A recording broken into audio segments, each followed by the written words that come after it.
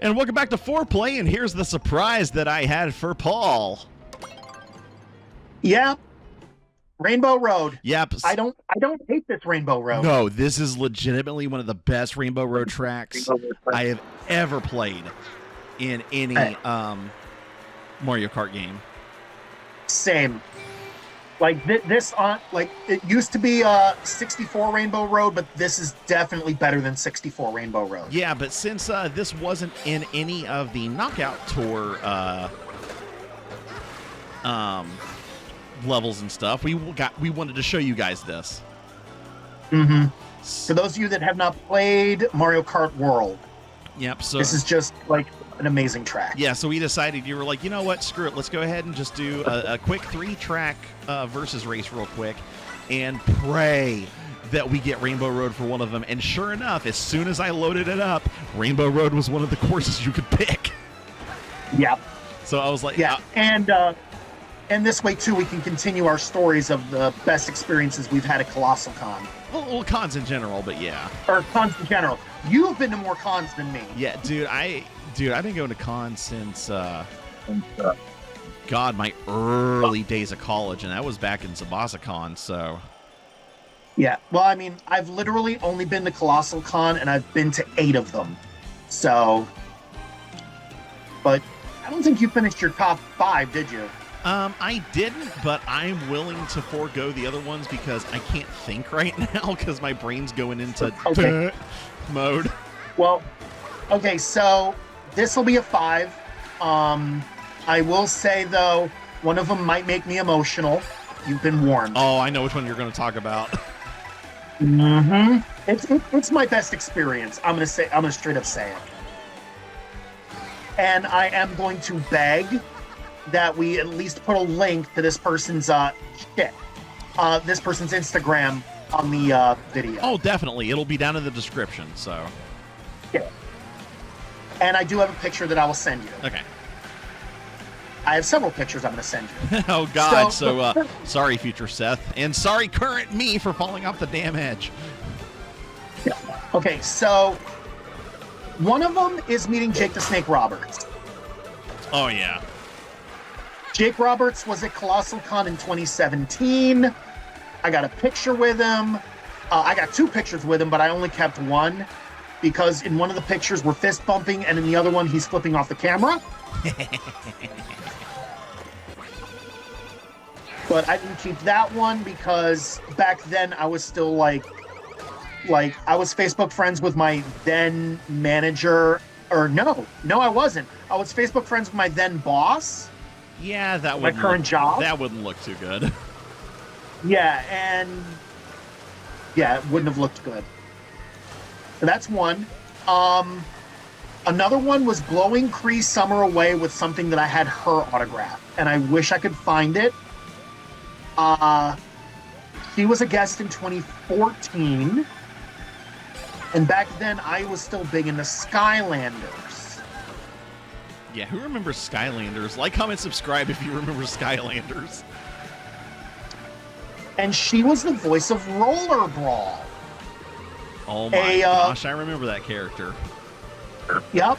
And I brought, and all the Skylanders at the time came with little character cards and stuff like that, and I had Cree autograph it, and she's like, "You know I voiced Roller Brawl?" I said, "Yeah, like your voice is that iconic and recognizable that as soon as I loaded up the character in the game, I'm like, I know who this is." And it just blew her away. That's awesome. I see. I really like it whenever you meet voice actors and actresses that have like not necessarily minor roles, but roles that they're not normally recognized for and stuff. And you mentioned that they were like, "Oh my God, I forgot." They either forgot that they did it, or they're like, "You know that I did that." Yep. Number 3 is of course meeting you in person. Same year that we met Julie. Yep. Or same year that you met Julie. And I kicked your ass at Duck Game. And you kicked my ass at Duck Game. I think we spent more time in your hotel. That was also the year, I remember this, that was also the year that you all kind of went riding at dawn because something happened to Noel. Yeah, I remember that, which unfortunately I cannot share that story, but yeah. Oh my god, dude, I just remembered one, and I think I have to share it. Okay. Gay tequila guy. That was the same year. Yep. I think we've actually told that story before. I don't know if we've ever told it on Foreplay, but I know we did back on Game Bros. I know I told that story before. I'll give a very, very short version of it. TLDR, there was this drunk guy that ended up coming to our room and thought it was his friend's room that he was visiting, because we roomed with a bunch of different people from SabasaCon. So there was like, we were thinking like, oh, maybe this is a friend of, one of the other persons that stayed with us. Nope, just happened to be in the wrong room. Dude was friendly as could be. And so we got to talking to him out on the balcony, and dude was flirting with me hardcore. And I have nothing. He was definitely flirting with you. And I have nothing against gay people or anybody part of the LGBTQIA plus community or anything like that. I'm a huge supporter. I just don't swing that way. So I very calmly told him, I was like, I'm sorry, I'm not trying to sound mean when I say this. I'm not into guys. And he was like, oh, okay. So the whole rest of the trip, with Paul included, they were saying like, oh, he's gonna get you. He's gonna make a peephole and peek at you while you're sleeping.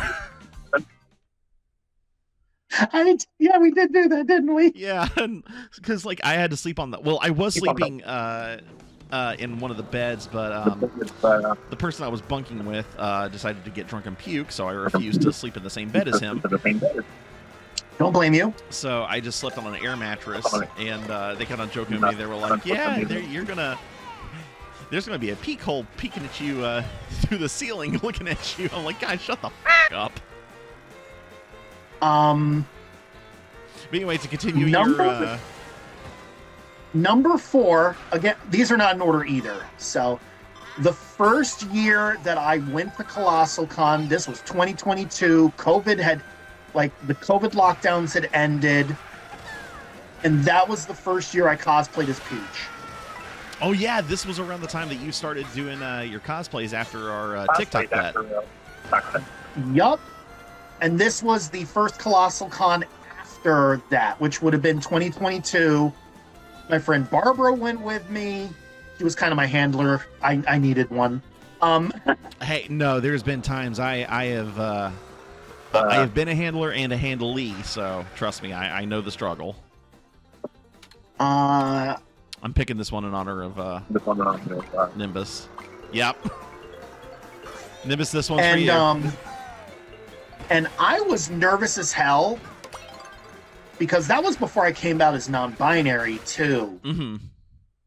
So, it's a then 41-year-old dude going in a pink dress, trying to look feminine, and I shouldn't have been nervous because nobody said anything. Nobody cared. I mean, it's understandable though, because it's a not necessarily a new environment, but it's a new experience with you having changes and stuff, cosplaying for the first time, especially in a feminine outfit. Yeah. It wasn't the first time I cosplayed, but the first time I cosplayed, I nearly died because it was the Jedi costume when it was 90 fucking degrees outside. I remember that because I had my Jedi battle outfit on that year. Yup.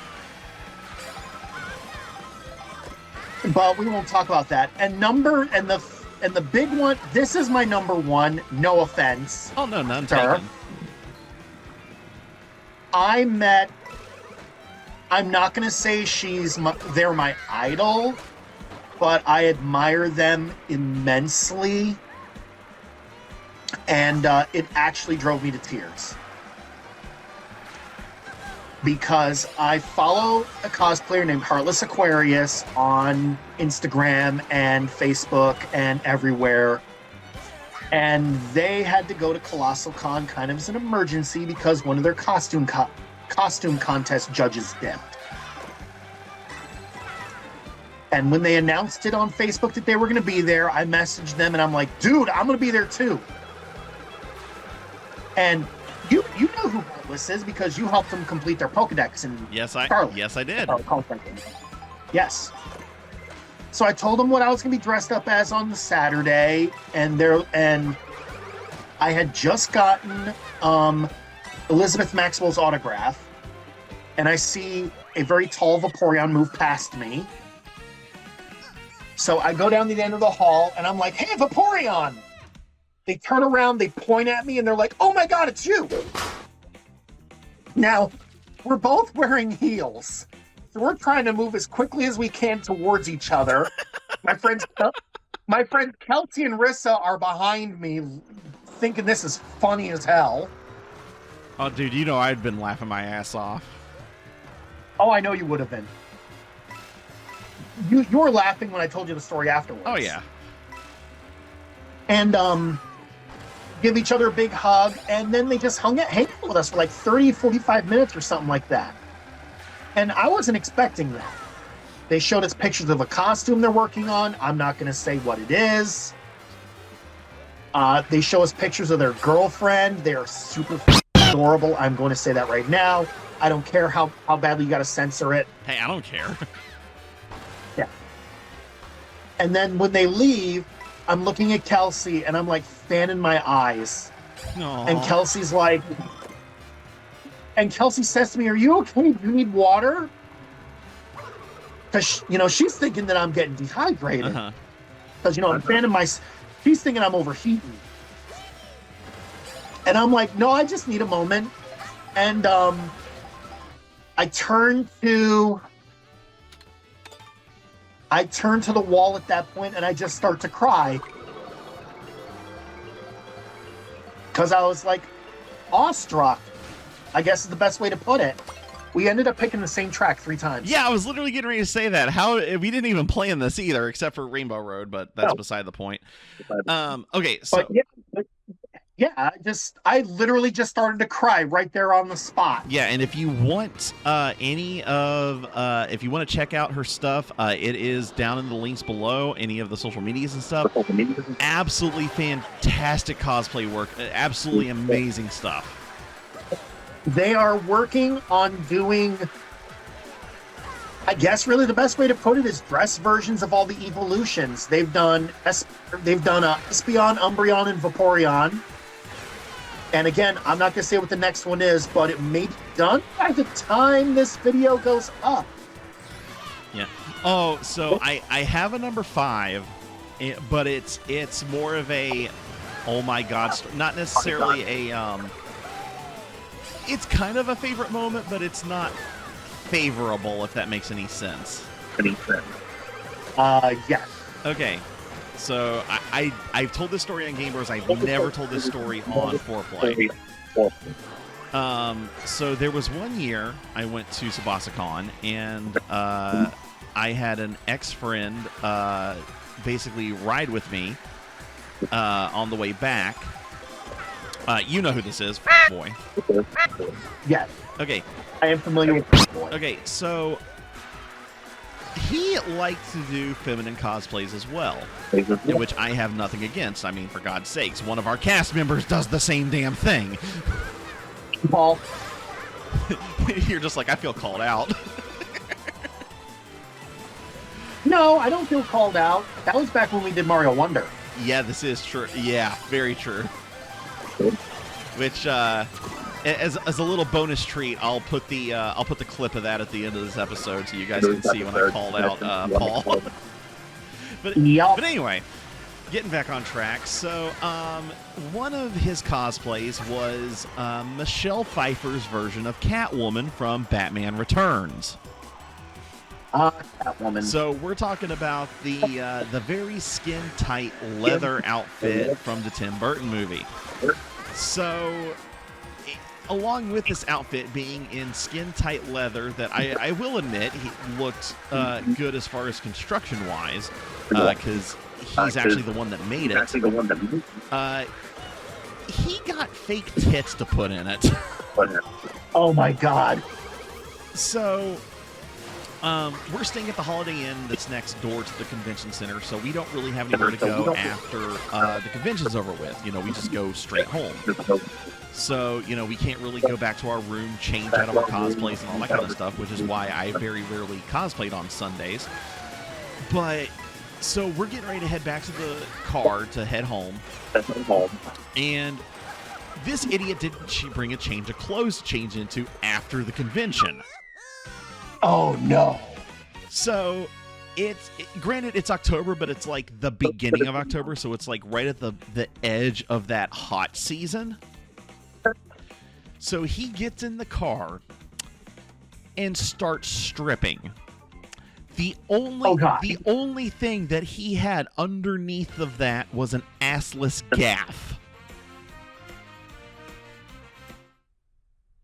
No underwear, no nothing. Oh, that makes me chafing thinking about it. So he strips out of the entire thing to where I literally have to raise my right arm for about an hour and a half going home, so that way I don't see his hairy ass.